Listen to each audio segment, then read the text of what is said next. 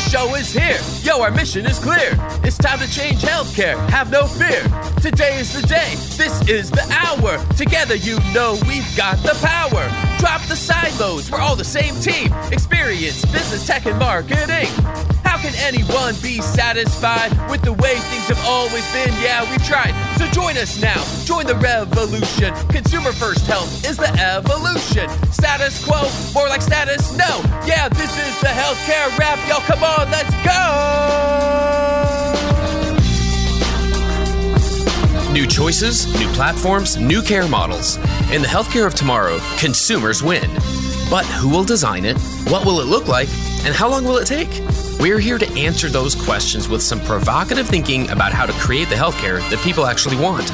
Ready to roll up your sleeves, look at the world a little differently, and explore the frontiers of consumer health together? Join us. This is the Healthcare Wrap. Hey, it's Jared Johnson from Shift Forward Health, and here's what's going to go down today. We have the flavor of the week about CVS Health's Investor Day. As the retail giant puts more emphasis on integrating their services, can we open our minds to a world where traditional and non-traditional players coexist for the benefit of consumers? I'll talk about that. Then we continue our 2024 predictions series where we're inviting pairs of all-star guests to share their predictions for consumer transformation in the coming year and beyond. This week, we're excited to welcome back two luminaries and legends, Sarasohn-Kahn and Amy Heymans. How are health systems, health plans, and non-traditional players addressing the calls to become more consumer-centric, and where should you be looking next? It's time to dive right in. Are you ready? Let's go.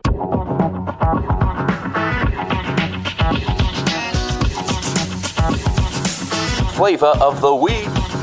CVS Health's 2023 Investor Day gave us a glimpse of a new level of integration as they look to define retail's role in the future of healthcare. On December 5th, they hosted their annual Investor Day and shared a few announcements, including new drug pricing models called CVS CostVantage and CVS TrueCost, and an all-inclusive rebrand called CVS HealthSpire. Last week, I spoke about the new pricing model and how it seems to be inspired, if not directly influenced, by Mark Cuban's Cost Plus drug company. Regarding the rebrand, CVS announced the launch of HealthSpire as the new branded name for their health services segment, including Caremark, Cordavis, Oak Street Health, Signify Health, and Minute Clinic. President and CEO Karen Lynch said, "Our biggest differentiator is how we can and will bring together all of our capabilities to deliver integrated solutions, making healthcare more affordable, connected, and better for all. We will deliver excellence in hyper-local convenience, set the standard for digital engagement, and innovate to drive continued transparency and affordability in our pharmacies." Close quote. This is a good time to bring up why I feel it's worth it to keep learning about what retailers are doing. The fact is, when I stay in the insulated health system point of view, I hear a lot of down talk about CVS and about retail in general. And I'm not saying it's all wrong, but people have concocted a narrative that retailers are ruining the healthcare experience and should be ignored or downplayed because they're fragmenting care, and that because they don't operate in the traditional walls of a hospital, their care is somehow less dignified or lower quality. But when we've spoken on this podcast with Senior Vice President of Retail Health, Dr. Craig Milford, and CEO of CVS Accountable Care, Dr. Mohammed Diab, their vision speaks to partnerships and coordination to benefit consumers. Are they really fragmenting our care? I can't say completely, but I mean, Minute Clinic is on Epic.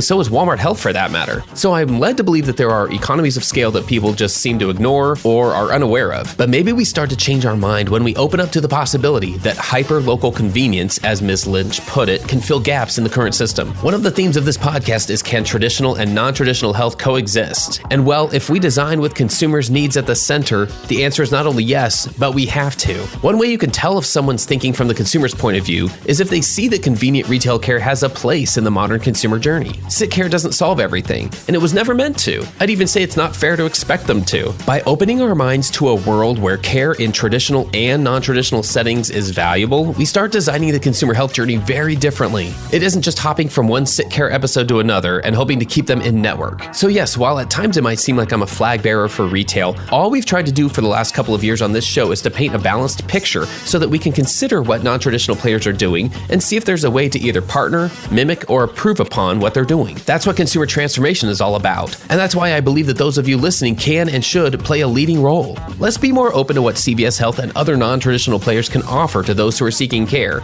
and open our minds to a future that can be more integrated for the sake of those we're serving. That's another way that we'll build the healthcare of tomorrow. And that's the flavor of the week.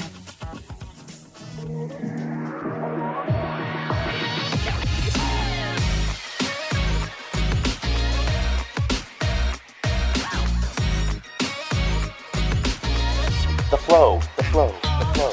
All right, listeners, let's get into the flow. Our prediction series continues. I'm very excited for our next two guests in this series. We're going to welcome them back. We had them both on our prediction series last year, but first we have Jane Sarasohn-Kahn returning. Welcome back. Happy to be here, Jared. So excited to dig in here. And your partner in crime on that episode was Amy Heymans. Amy's also back. Amy, welcome back. Hey, thanks so much, Jared. So much fun to be here with you and Jane. Yay. You know, if I use a term like double trouble, I mean it in a very endearing term. I mean, you know, we came up with a great set of thoughts last year, and so I can't be more excited to dig in this year. But before we dig in, I love to give our listeners a chance just to hear about what's the latest from the two of you. Jane, just tell us about like what's up, what's been going on, what are you thinking about, what's up in your life lately? First of all, I'm so blessed to get to do this work, to collaborate with you two, and in the great scheme of life as it is around the world, I really feel grateful. So thank you for spending quality time with me, inviting me to do so with the wonderful Amy, who's, of course, one of my favorite people in the whole world. With me, I've been splitting my time between the U.S. and the EU. Post-Brexit, I'm still spending time in the U.K., but not legally in terms of living. But I have another life in Brussels in the EU, the capital of the EU, which has been really fascinating in the last year, working in healthcare with EU providers and new entrants such as it is, a little bit different over there. And then coming back to the U.S. And the big difference is in the U.S., I'm only covered by HIPAA for privacy, but over there, I'm covered by the GDPR. So I've learned a lot about privacy and data, and some of that may come into our conversation today. But I'm really happy to be back in the U.S. right now, having voted last week.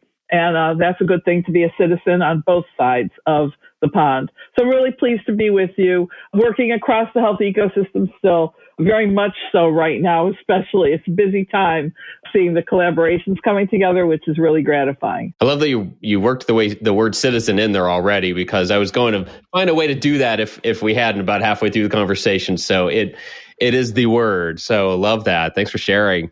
Amy, what about yourself? Tell us what you've been up to. Yeah, so I've been doing quite a bit of consulting. And, what I'm trying to do is help organizations become more human-centered in their strategy, right? So my background is design. When I say design, sometimes people think visual design, interface design, UX design. Really, design is systems level. It's designing the services and the organizations that affect our lives so that we are obtaining good outcomes for real human beings and also the organizations who serve them. So really pointing my focus toward strategic consulting, trying to help organizations become more human-centered, and doing a lot more in the government sector and in the nonprofit sector, specifically looking at teaching human-centered methods to folks who haven't done it before, and incorporating, a participatory commitment, an inclusive commitment, looking at empathy building activities, even empathy building retreats.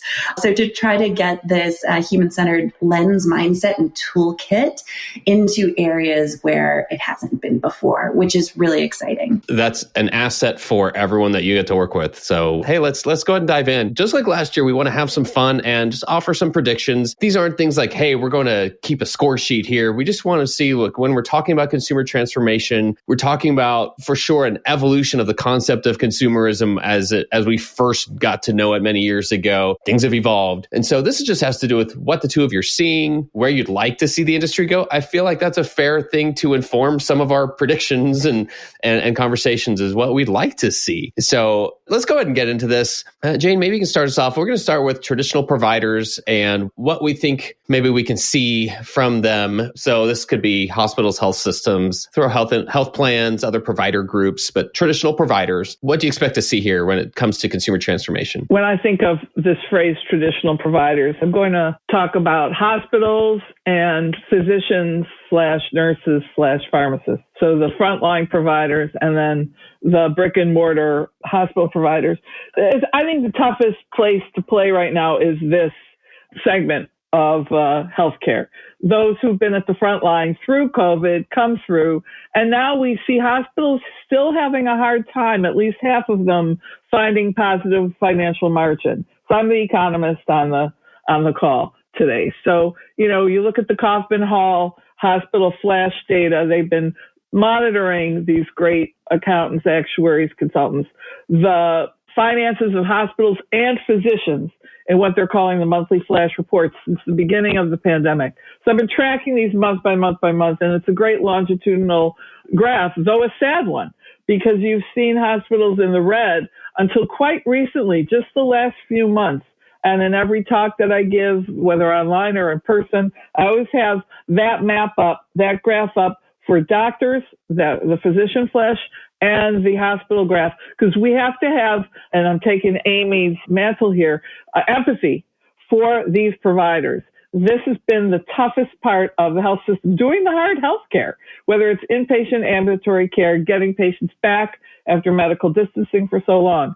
So you're looking at a good third to 40% of hospitals in the U.S. now, still with very difficult margins to manage, and that's due to supply and labor costs, especially nurses.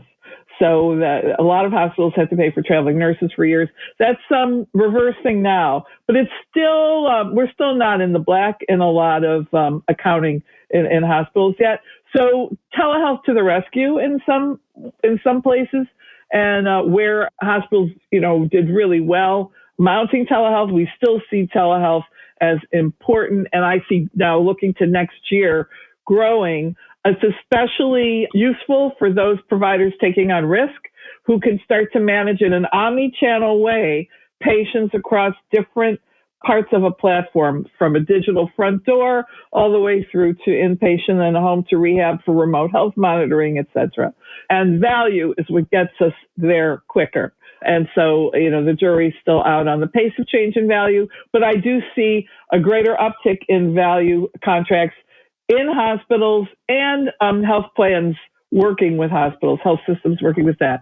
On the physician side, burnout and anxiety is still a very real thing. Was before the pandemic, worse after, and even now. We have to deal with this key pillar of our human capital in healthcare.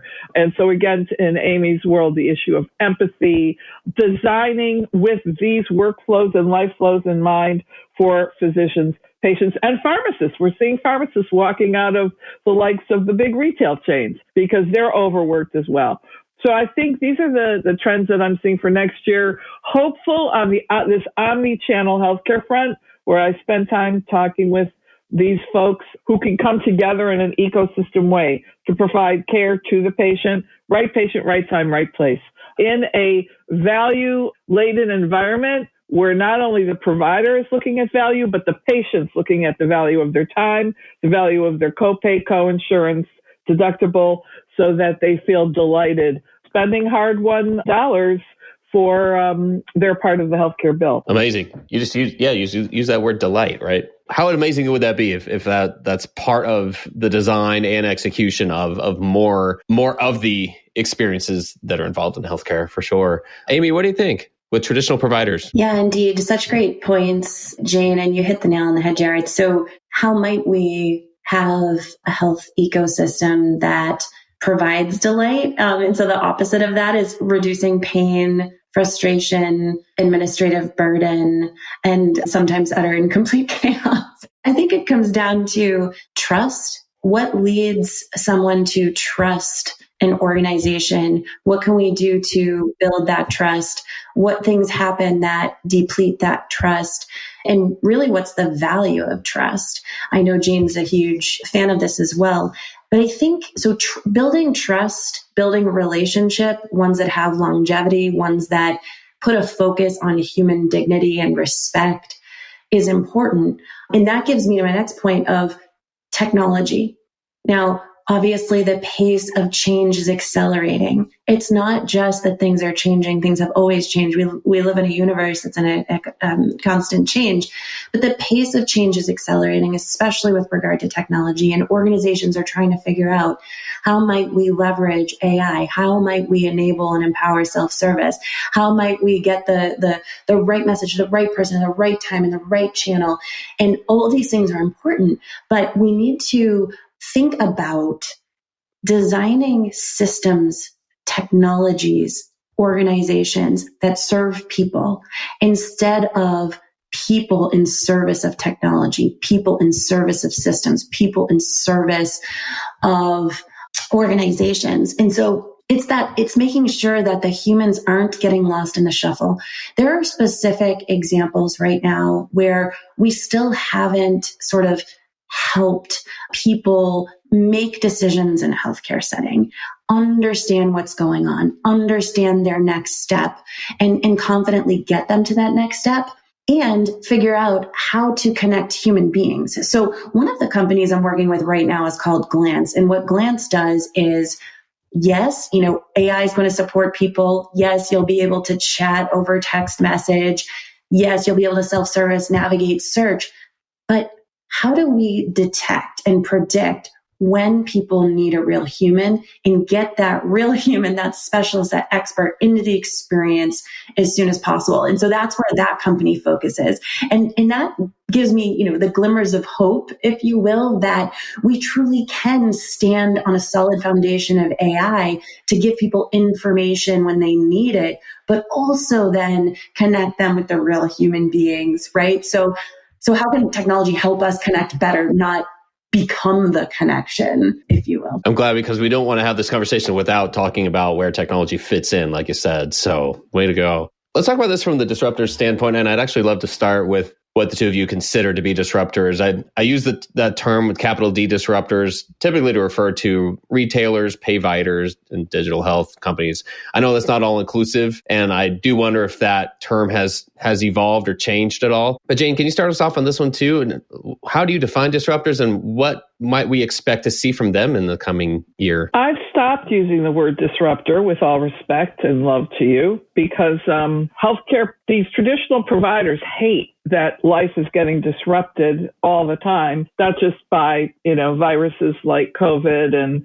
domestic terror events in the emergency room, but the likes of any kind of retail, health, or technology company. I want to live in a kumbaya world where we're looking at collaboration and partnership. So leveraging AI and other technology and the knowledge that these potential collaborators have to complement and bolster and build well-being and, yes, enchantment and delight as partners for the aim of improving public health, individual health, lower costs, the whole quintuple aim, relieving the stress and the anxiety of our caregivers, and addressing health equity. That's the fifth of the quintuple aim. I'm not going to use the word disruptor, but I will use the word, new entrants, and then all of these non-typical, non-traditional organizations. I've added grocery chains and food companies to the mix because I've been working with more of them, and groups like Kroger Health, for example, part of Kroger, which wants to merge with Albertsons as soon as possible. This could become an amazingly scaled community health resource for a lot of people. In the pandemic, grocery stores became beloved touch points in people's lives. They were one of the few places you could go, not only to buy food, hunt and gather, but to socialize with a cashier. And a lot of older people did just that. And families in large numbers did the same. So I've come to appreciate the grocery store with a pharmacy co-located as a health destination. And I'm seeing a lot of this work out in parts of Europe as well as through the U.S. So we're looking at this broad definition of retail health. People where healthcare is located in somebody's home or closer to home, enabled through technology companies, food chains, retail pharmacy companies. And what a retail pharmacy is anymore, who knows? Because you can look at the vertically integrated CVS Health /Aetna /Signify, etc. And now we have the likes of Best Buy. which I think is somebody I'm watching for next year. They keep announcing great collaborations with health systems, from Atrium Health to Mass General Brigham, the great Mass General Brigham. So these are not small things. When a Mass General will do a deal with Best Buy Health and the Healthy Geek Squad folks for remote health monitoring, care to the home, etc., this is something to watch and where people can really benefit from. And to Amy's point about, the design-centered world, these are the companies, these retailers, these food companies and grocers who are highly rated in experience, CX, consumer experience, in studies from Qualtrics or the American Customer Satisfaction Index, the stuff I write about all the time. They know how to do this delight thing. How do we marry that then to the clinical side of things with respect and collaboration, not disruption? So everybody's got something to bring to that stew. And that's the hope that I have in 2024, where we see not just pilots coming out, but scaling these services to the home, closer to home. And then, yes, with the brick and mortar pill hill providers, because they're key. We want our hospitals to survive in a new version, a better version where they can survive financially, fiscally, and again, being the great community members they have been, can be. So, yeah, that's where I'm at on this new entrant thing. Perfect. Amy, tell us what you think about that. Because I very much respect that. I'm really latching on that term, new entrants. I just think that leaves it not only less threatening, but more inclusive, more all-encompassing too. So, yeah, makes perfect sense.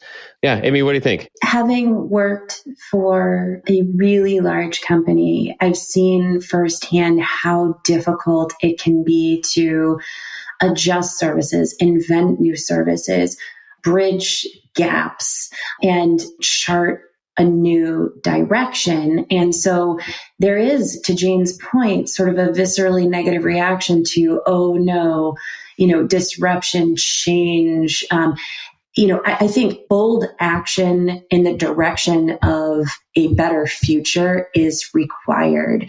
But I agree with Jane that the canvas for this is collaboration across the ecosystem and companies knitting together partnerships that, with capabilities, and specifically to her point in the retail space, because health happens where you live. Health happens in your home. Health happens in your community. Health happens with your friends.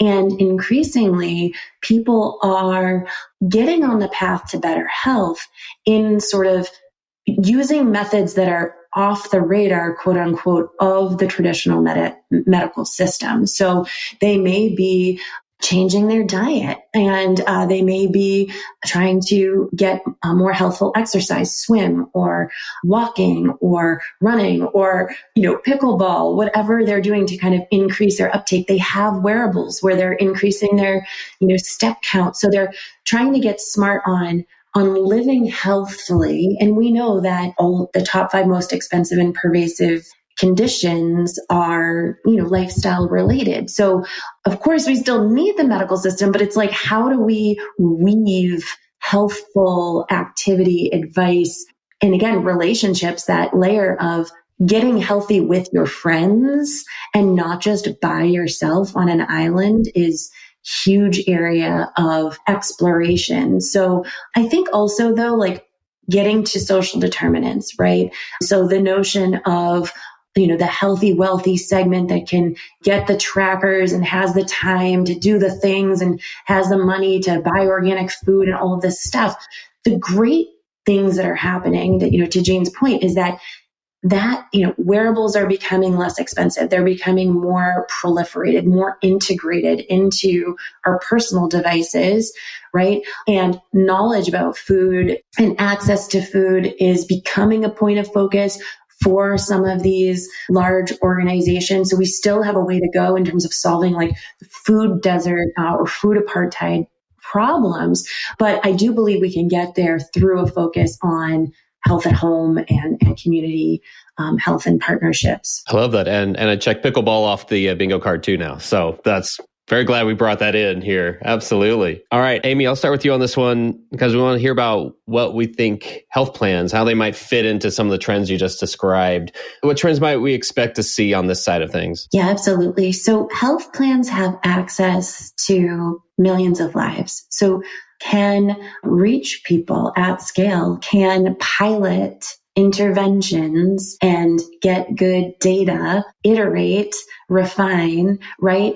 Their focus, of course, is in identifying risk in a population and then managing the risk in that population to get people to the best health outcomes. But it's a financially oriented business driven by actuarials and the like. But what's happening is because this industry has gone from sort of B2B to more of a B2C focus, and other companies have come in to basically do well what health insurers haven't done well. So, for example, decision support, guiding people along their health journey. Now, health insurance companies have to look at what's going on everywhere in the health ecosystem, incorporate those capabilities where they can, and hopefully look at new ways of partnership and collaboration at the community level with pharmaceutical and life sciences companies, with retail chains, to figure out how to provide a more integrated and streamlined experience for their consumers. And especially, and to Jane's earlier point about value-based care, getting folks to care, whether it's virtual care, whether it's nurses, whether it's coaches, really filling the gaps in that ecosystem of care is going to become important. Outstanding. Jane, what are you seeing from your perspective regarding health plans? Yeah, well, Amy mentioned social determinants of health related to the previous question and now here as well. So we could spend time whining about health plans using AI to prevent people from getting care and denying care. I'm not going to talk a lot about that because it is what it is. And I think that will resolve itself fairly soon because there's a lot of scrutiny on that issue right now with United Healthcare, for example, just an example, not to beat on any particular plan. But there is some really fascinating, there are fascinating green shoots of health plans copying to what Amy's talking about, spending money looking at housing, transportation, and food security, particularly because they are at risk for medical trends going up. We know health insurance costs will be up in 24. We've seen the premium increase studies from various third parties.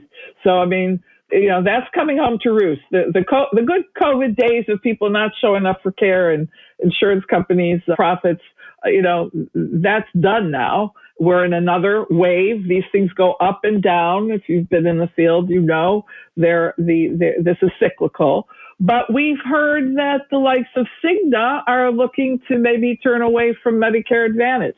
So we're going to expect in 24 some recalibration in health plans where some tough decisions will be made.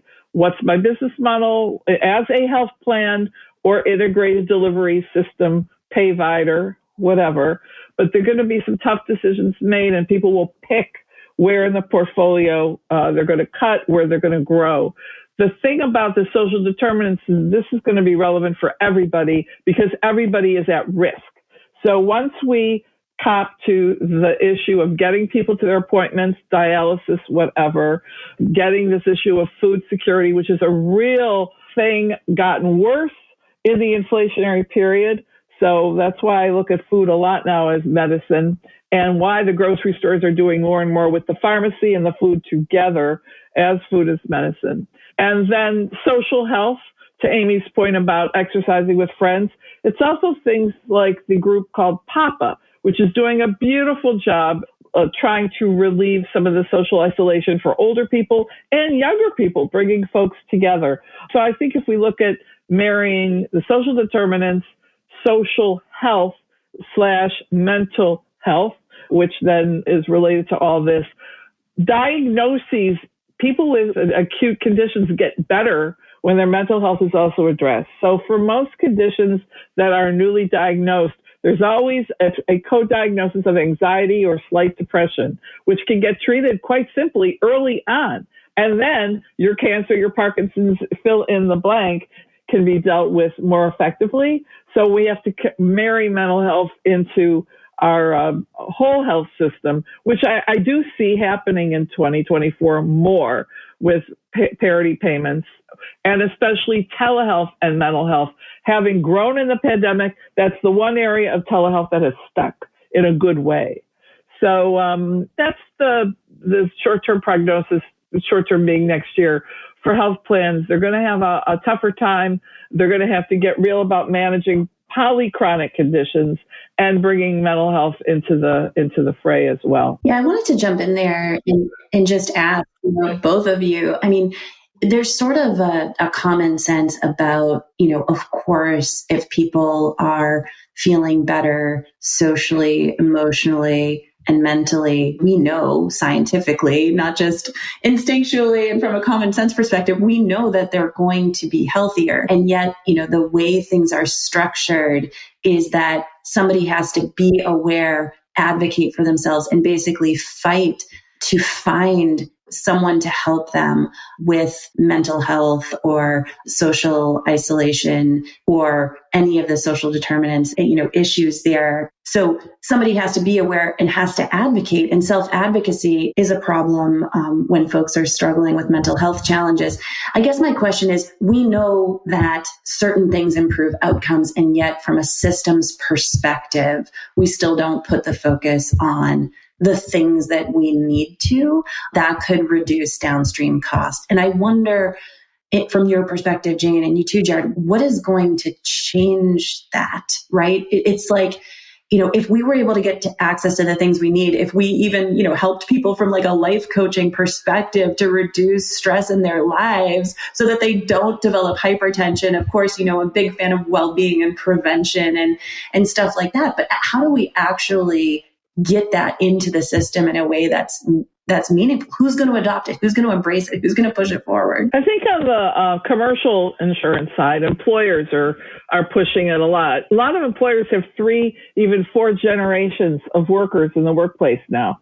Older people not wanting to retire so soon, inflation, want to stay active, and then younger people coming in, the digital natives who only know technology and who want to work at home all the time.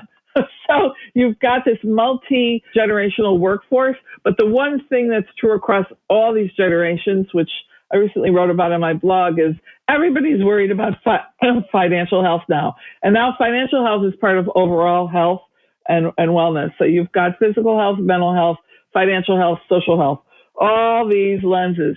So employer benefits programs are trying to attend to all these things in a kind of platform way, the way Virgin Pulse deals with such things, and it's sort of pick your benefits, what's going to work for you.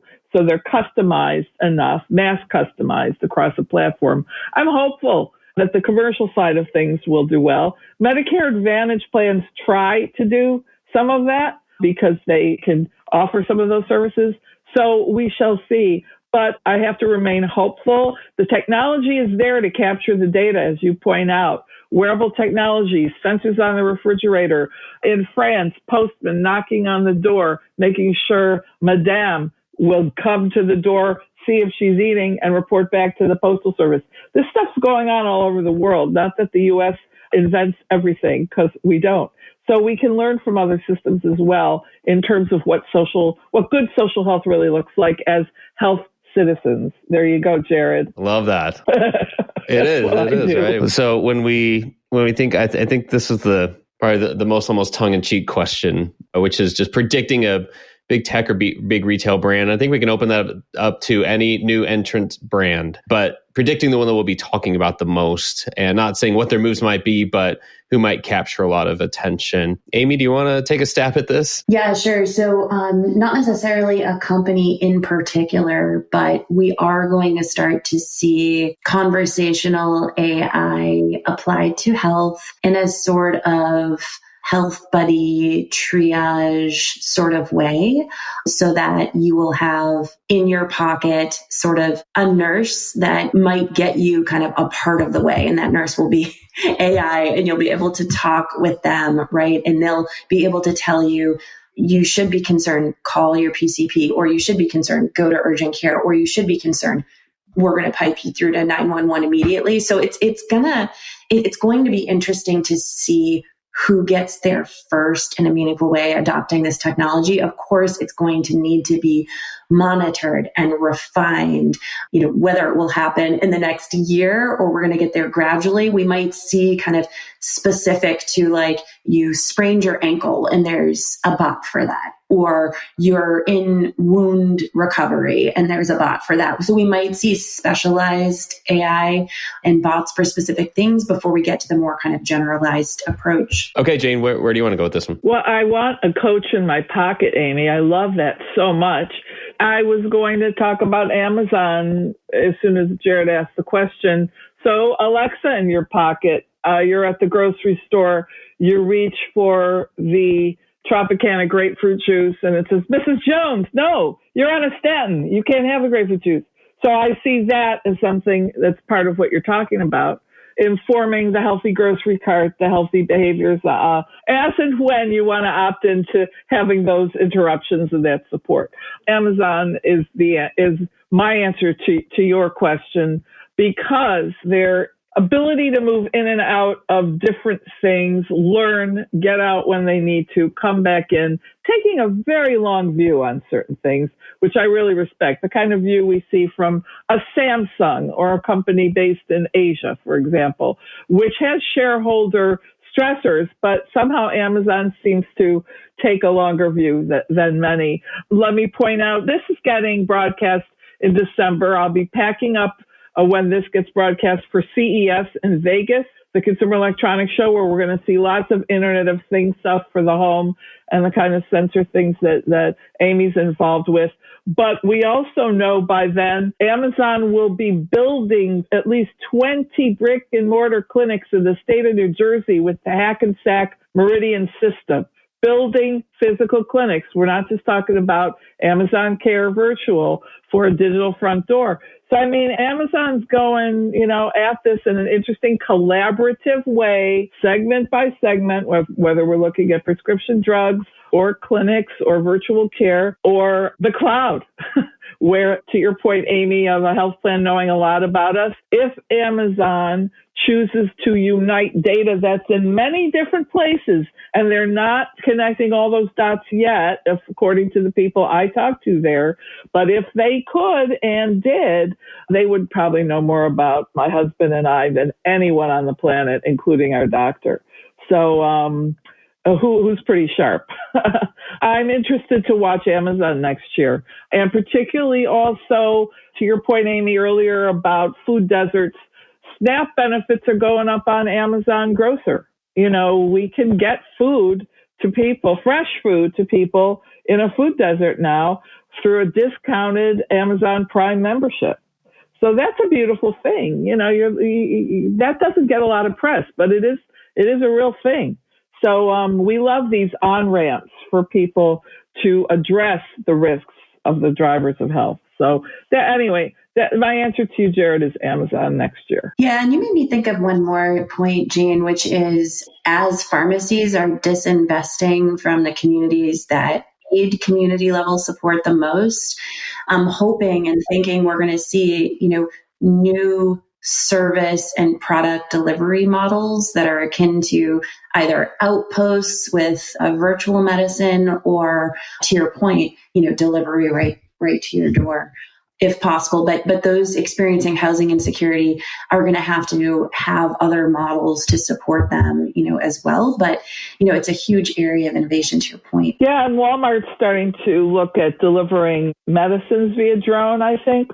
And, Walmart, in my mind, can move the needle on scaling to Main Street moms who work 2 jobs and are caregiving. So to our friend Alex Drain's work with Archangels and her informing that work through working at Walmart.